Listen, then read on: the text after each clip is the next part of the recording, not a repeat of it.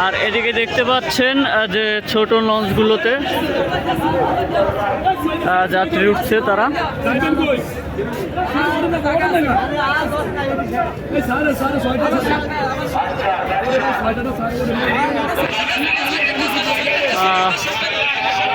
গালিয়াচার উলানিয়া শ্রীপুরের উদ্দেশ্যে ছেড়ে যাচ্ছে।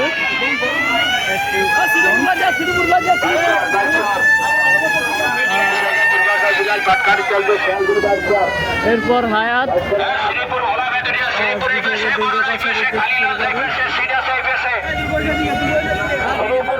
কালীশুরির উদ্দেশ্যে চলে যাবে আলমগীর। এরপর হচ্ছে মিলন এক্সপ্রেস যাবে বেদুরের উদ্দেশ্যে।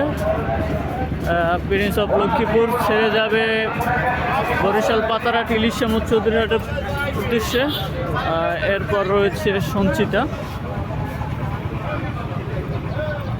সঞ্চিতা রয়েছে, এটা যাবে 7টা 20-এ।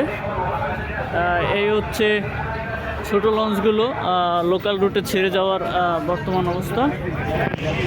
ধন্যবাদ।